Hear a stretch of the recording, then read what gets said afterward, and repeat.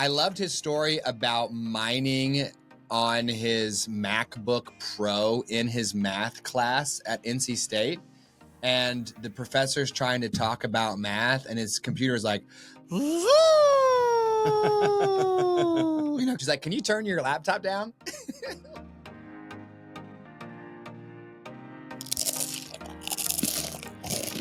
Welcome to Sat Chat's Rehash, the Bitcoin podcast where we chatting about sats. Today we have got number 74, Spencer, Captain Crunch Whistle.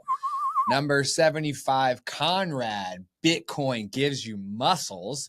And number 76, Sarah, our very own Sat Chats intern. I'll be your host, Stuart, Bitcoin Maxi, who wears prescription sunglasses to protect you and your loved ones from my Bitcoin laser eye. And I'm your co-host, Chris, founder and CEO of Ithaca Hummus, proud Bitcoin smash buyer when my wife lets me. We're giving away 10 million sats on our YouTube channel. All you have to do to be entered to win is subscribe.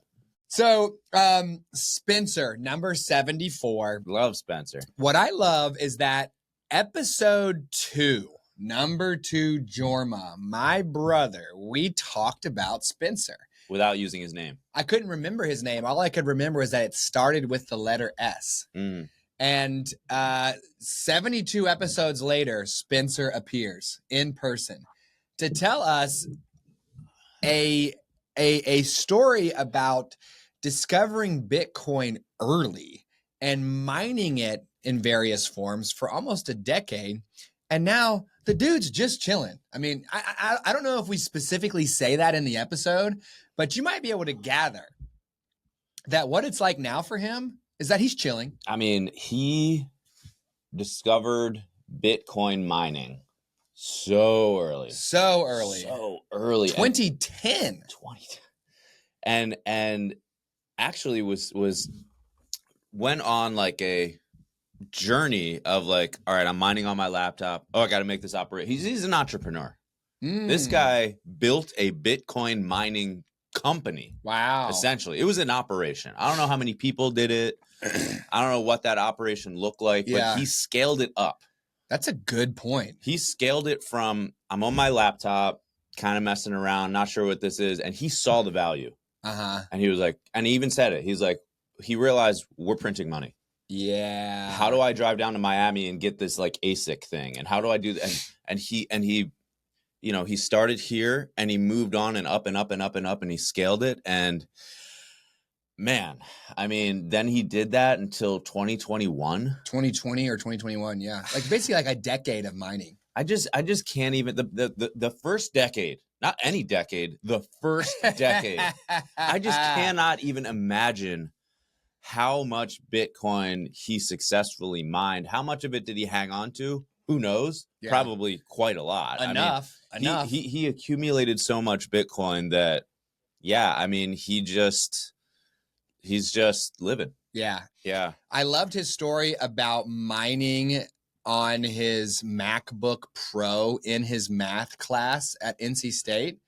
And the professor's trying to talk about math and his computer's like, you know, because I hear my bit accent, it's like, and then all of a sudden it'll be like, you know what I mean? Like it's noisy. The bit axe is not that noisy, but he was overclocking his laptop. She's like, can you turn your laptop down? I'm going to go up to the Ithaca Hummus office. I'm pretty sure we don't pay for energy.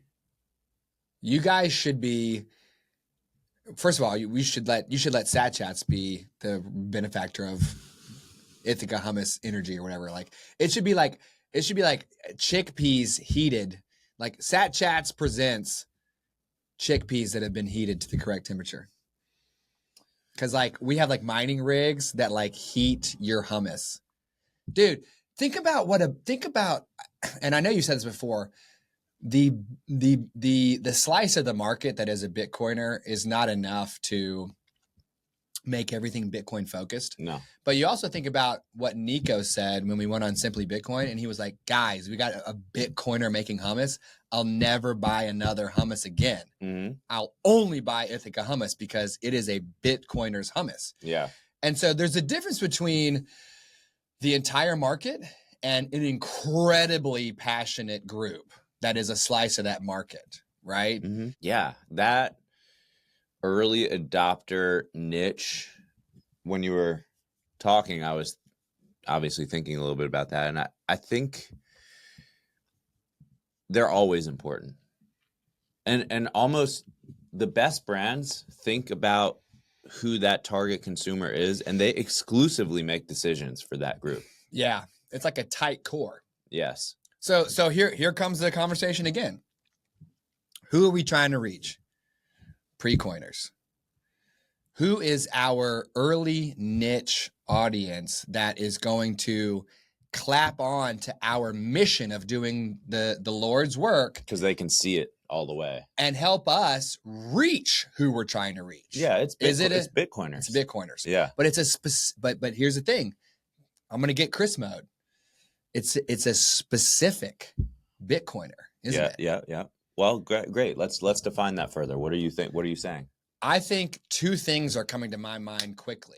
Mm-hmm. Number one is it is a Bitcoiner who still has the energy to orange pill pre-coiner. The easiest target audience among Bitcoiners for us to reach are those that are in that headspace already. But the second thing that came to my mind is Bitcoiners who want stories and Bitcoiners who want examples of these conversations. Mm-hmm. So, because there might be a Bitcoiner who's in orange pill mode, who's going off into the podcasts with steeper learning curves to get up on news, to get up on factoids, to get up on predictions, because they think going to a pre-coiner and saying this thing's going to the moon is what's going to get them. So I think our target audience are Bitcoiners who are orange pilling others and want to do so through the vehicle of stories.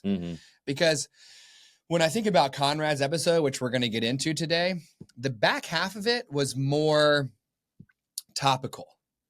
And it's harder for me to remember the topics and it's not as memorable as Spencer's Icelandic grandma.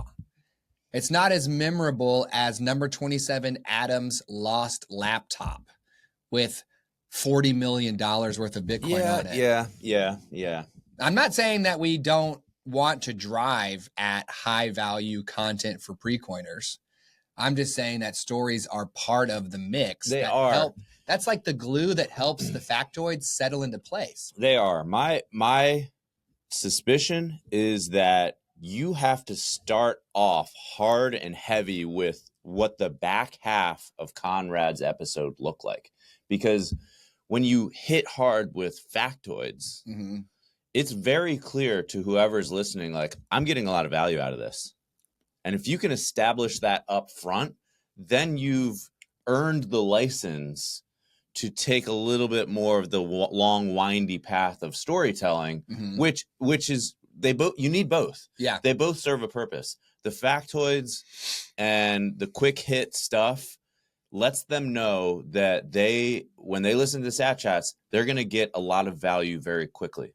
It's a good use of their trade of time for value. Yeah. We're establishing that right out of the gate, and I think that's critical. But to your point, like, they're not going to recall all that. They're not going to be able to like spit all that out. They're not going to take more than maybe 10 or 20% of that with them. So that's where then the stories need to come in. Yeah. So that it becomes engaging, high value, and memorable. Correct. I'm just that's kind of where my head's at, and you know, we've been talking about this, but I guess, you know, just to wrap this up, I think it's like you take the most compelling piece from the 90 minutes of tape that we tape for. You make the hook out of that. Yeah. The episode comes on, you deliver immediately on that hook, and you're like, finally, like a show that just gave me what I came for and didn't make me like struggle through. Then it's on us to make sure that the next thing and the next thing after that repeat that cycle because they're compelling enough. You know, we got to get them to stay through the first let's say 90 seconds, that's a good way to do it. And then we've got to get them to stay, you know, for the next minute and the next minute. I'm a big believer in not making people wait. I don't like it, man. When I was in sales, so many sales managers were like, look, man, don't deliver the quote until the last possible moment. You know, continue to discover their needs, continue to figure out what's going on, delay as much as humanly possible. And so that by the time you deliver the quote, like you have the best chance of landing it correctly. And I'm like, dude, if I'm a buyer, just tell me how much the dang thing is. When you go to like a car lot, they're like, well, look, you know, I'm like, I'm interested in this car. How much does it cost? Well, hang on, man. What kind of car are you looking for? How many wheels do you want? I want 4, you dummy. Yeah. Like, do you want to go for a test drive? Well, yeah, okay, it's pretty good. How much? Well, hang on, let's talk about different options. You know, it's like, dude, either it's this or it's not. Like, how much is it? So I would rather deliver what somebody wants immediately and have that be the reason why they choose to stay. That's it. Right? That's it, man. Now, if it comes down to figuring out how to take a natural chat about sats and chop it up into a series of potentially stuttering snippets that finally dip out into the story, fine. I personally don't know how to do that. Yeah. But one thing that we've learned in our program is we don't have to know how something is going to work out to begin. Yeah. You know, one thing that I struggle with and my kids is like, you want to see through to the end of how it's going to work before you begin. 100%. You don't have to do that. You just go, you know, we could do the hook thumbnail. We could grab him like, bam, here's what we're talking about. Like dial it back to where there's context, play it. And then after that, dump into Welcome to Sad Chats. And, you know, if you're listening to that, then you're listening. I don't know.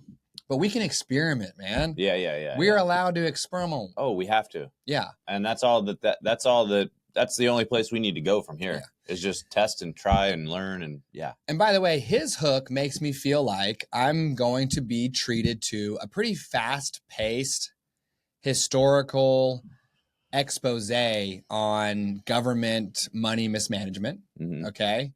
And it's going to be like, a lot of factoids, a lot of history, a lot of learning. Okay. Let's see what Spencer's hook makes us feel like. Yeah. Okay. I love that we're doing this. Here we go. And then I guess from there, it kind of like started into a journey of like mining on a laptop in class. I think I was in like some algebra class for my computer science studies. And the professor turned and looked at me and was like, why is your laptop making so much noise during this lecture? That's funny. And I was like, I'm mining Bitcoin. It's a good hook. That one makes me feel like it's going to be maybe a little bit more relaxed. There's a funny story here. You know, the idea of mining on a laptop, like I feel like I'm getting ready to hear a story from a dude who has made it. So that hook is great for Bitcoiners who know what mining is, who can immediately hear this and be like, oh my gosh, this guy was mining on a laptop and they know what that means. Yeah. It's not a good hook for pre-coiners though. Because they don't know, they have no context. Maybe not. Well, because when my dad was listening to it, he was like, dude, that was awesome. Your dad's not a pre-coiner. He's not, but he's still but he's in that second tier of new Bitcoiner. Not a pre-coiner. Yeah. Konrad, on the other hand, it doesn't matter who you are, whether you've even heard of Bitcoin or not. You're listening to that and you're like, what's going on? I need to learn about this because it induces a little bit of fear. And we don't want to use fear or whatever, but like it's how people perk up and listen. Mm-hmm. If they see a clear path to like, how is what this person's saying going to impact me? Mm-hmm. People are selfish and self-centered by nature. We have to be to survive to some extent. So you have to appeal to that sense of fear, opportunity. You know, it's got to be about them. I'll challenge that a little bit. Okay. Because his intro moves so quickly through 6 terms you've never heard before that as a pre-coiner who is fully not knowing anything about this at all, you might get to the end of the hook and say, what did he say? Oh, I didn't say it was perfect. Right? Like the first time I heard 6102, I'm like, what are you, huh? Yes. Right? Yes. So, but this might be a slower story introduction. This might be a little bit more faster pace. So here's what I'll say. I can see all sorts of options. And I would actually like anyone who's listening to this rehash, listen to Spencer's hook, listen to Konrad's hook. Tell us if you feel like they are pre-coiner friendly and Bitcoiner approved. That's what I want. Yeah. I think the sweet spot is pre-coiner friendly, Bitcoiner approved. Okay. It is. And I'm not saying that Konrad's hook was perfect. Mm-hmm. I'm just saying if, Konrad's hook is probably like a B+. Could we like de-lingo it a little bit? Yeah. Mm-hmm. And that would make it like probably an A. Spencer's hook is maybe a C-, maybe a D. Because and it all depends on what we're trying to do. If we're trying to appeal to pre-coiners who know nothing about Bitcoin and get them like, oh, I got to learn about this, which is our mission, then those pre-coiners don't care as much about Spencer's mining story like you and I do. I mean, he told that story and I was audibly laughing and engaged and loved that conversation for myself. But I'm not the target audience. I think you and Chappie want to drive at fact-filled, fluff-free educational content for pre-coiners. I think we need to have a strong base of that in order to achieve our. If we're being real about what the mission is and how to best achieve it, I think that's going to be unavoidable for us. Yes, and for me, I feel like the best way to teach someone is with a story, and I'm comfortable representing that viewpoint on our show because for me, Konrad's opener is a B at best. And Spencer's is an A. And here's why. Okay. You are presented immediately with the fact that you're going to be treated to a story. And it's a funny one. So if someone's like, hey, man, can I sit you down and hit you with some facts? No.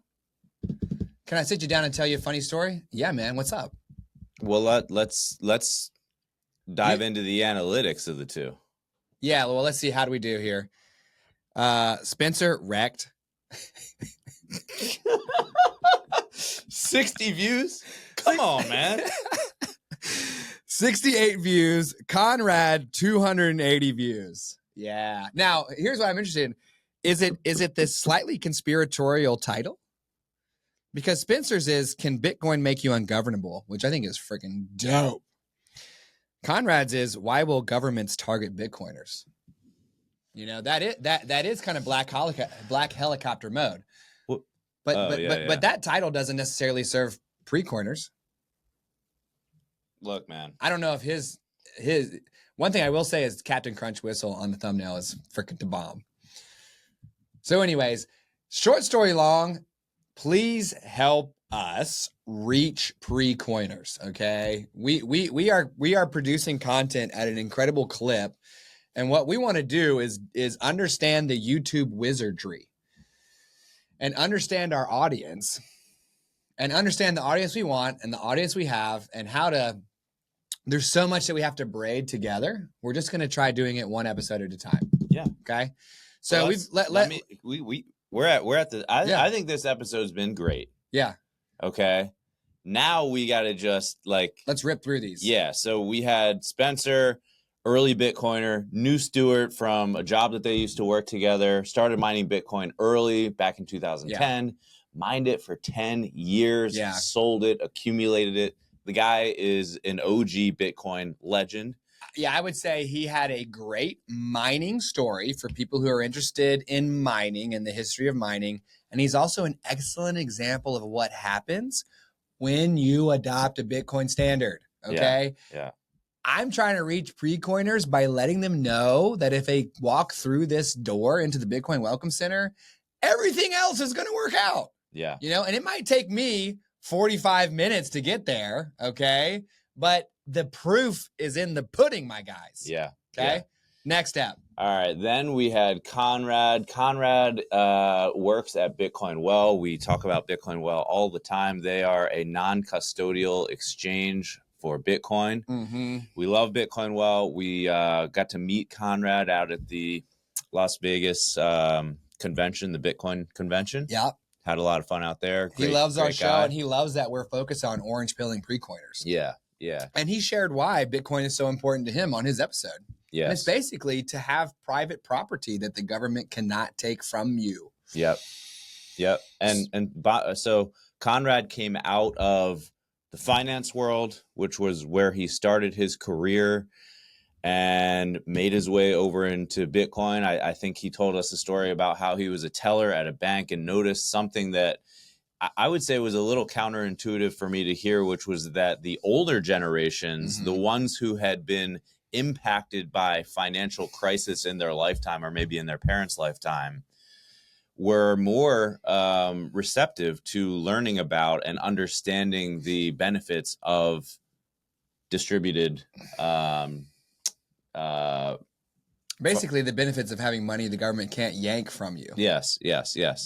Decentralized finance.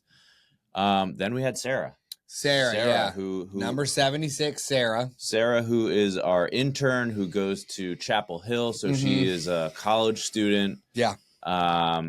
Brings a different perspective than many of our guests. If you're a college student, or you know a college student, and you think that they should, learn more about Bitcoin, Sarah's a great episode to listen to. I'm excited about Sarah's episode because I'm already looking to our next push after my wife.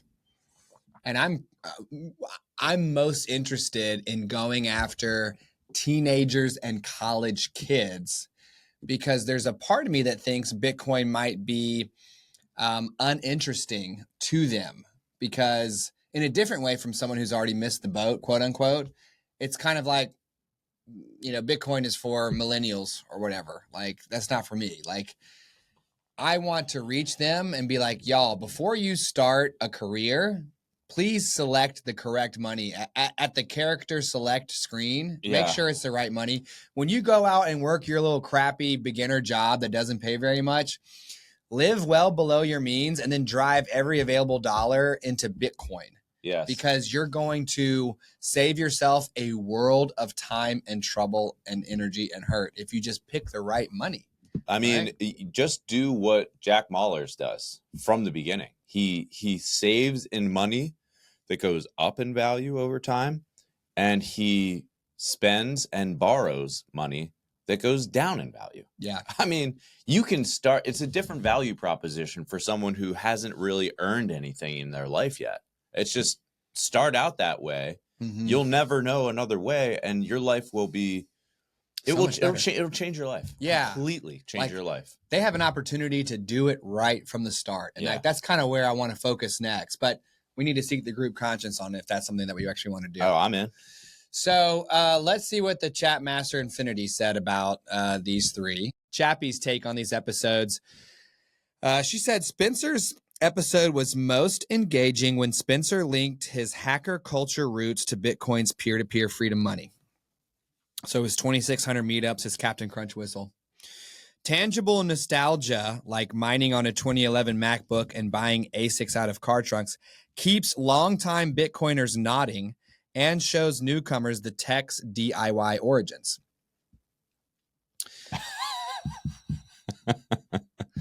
Energy dipped in the very long mining detours. Tighter stops would keep pre-coiners from glazing over. Chris is like, that's right. I don't glaze over. One thing to point out here, mining on a laptop in 2011 could still find blocks, but solo probability even then was already tiny. 1 year. Jeez. After it started, it was already tiny.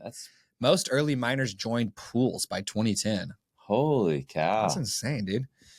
How to make it pre-coiner friendly. So good. I love this. So Chappie says, just agree with Chris and do whatever he wants. That's crazy. What's going on here, Chappie? This is my Chappie. What is she saying? Just turn it into a Wikipedia article that follows factually what Bitcoin. Anybody can just do that. Anybody can just consume Bitcoin facts. Bullet But points. can they find Bitcoin stories? They can. Bullet points. All right. Sats versus chats, baby. Bottom line it for me. Oh, yeah, dude. God, why don't you start wearing a suit on the show, man? Get that t-shirt off. Dude, Chris is a suit coiner. All right. I'm a Bitcoiner. Here we go. Break the mining saga into 90-second chapters with on-screen graphics so listeners aren't lost. CPU, GPU, ASIC. It's juicy. Yeah. I think, and when we can put more time in between when we tape and publish, we'll have an opportunity. Yeah. To get graphics like Renaissance periodization. I think that's really important, by the way. On-screen visuals added in as we're talking, I think is going to become important. Pause after each technical term and give a one-sentence lay definition. So hash rate, that's just horsepower. Okay, second time we've heard that. End with one concrete first step, download MUN, buy $10, move it off the exchange, instead of 3 custody options at once. I don't know what she's talking about. Yeah, whoa. She's saying now, because what we have a tendency to do is, now you could do this custody or this custody. We're trying to be transparent and educate and tell people about their options. Yeah. What it comes off as is like, whoa, you're hitting me with, you're making me, this is intimidating. Yeah. Because you're like, you could do this, you could do this, you could do this. And they're just like, sometimes you just need to kind of like make a recommendation. Okay. Good point taken. Number 75, Konrad. Clear, passionate, fiat is broken narrative that bridges family history with modern inflation. Great emotional hook. Smooth shift from macro to lightning demos shows range, perfect for orange pilling economics buffs. Sometimes dense, listeners new to 6102 or Eurodollar swaps might feel fire hosed. Yeah. So that's why I'm rating him lower than Spencer's on the hook, because they might feel fire hosed. Whereas I'm just going to give him a nice little story. Just listen to my story, guys. You have a point. And then Sarah's fresh Gen Z perspective, her honest, I'm lazy and Bitcoin feels nebulous, perfectly voices silent audience doubts. Like we need to get the younger generation realizing why this is important. Yeah. Hosts did well probing without jargon, showing wallet setup is the hurdle, not ideology. Fun banter, but 20 minutes spent on hair color and hummus before Bitcoin may lose impatient first-timers. And to be fair, she's actually doing the whole transcript here because we haven't even published this. So it might get tighter when I edit it. So anyways, I think that's plenty for now. I mean, I don't think we have any incorrect claims. Let's just see here. No, we're good. We're good.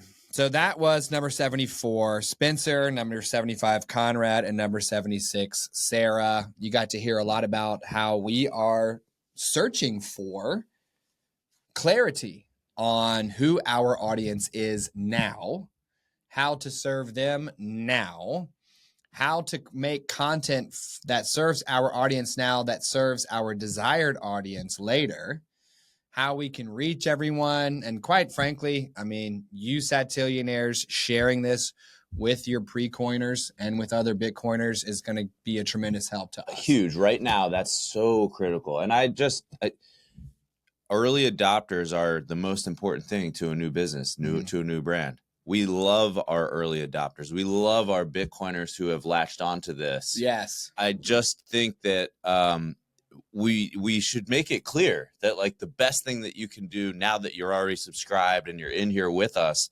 is share specifically with pre-coiners. Yeah, and let them know that they can just casually get a great chance to win over $10,000. Yeah, in the form of 10 million sats. That's the hook. And just let our video, if they subscribe, we'll just start to kind of populate their feed and they'll scroll by it a bunch, but then they might end up seeing a thumbnail or a title or a question or a picture. Yes. And then they go, okay, I will give you 9 minutes or 9 seconds and we can reach more people that way. Right? Yes. So hope you enjoyed it. Smash the subscribe. Chappie won't let us say anything else. So not true. Sat Chat's Rehash is for educational de perpetuity. If I mumbo jumbo that actually might be legally not sound. Yeah, to do. you gotta get that out in full English. Yeah. So Sat Chat's rehash is for educational purposes only and should not be construed as financial advice. We will see you tomorrow.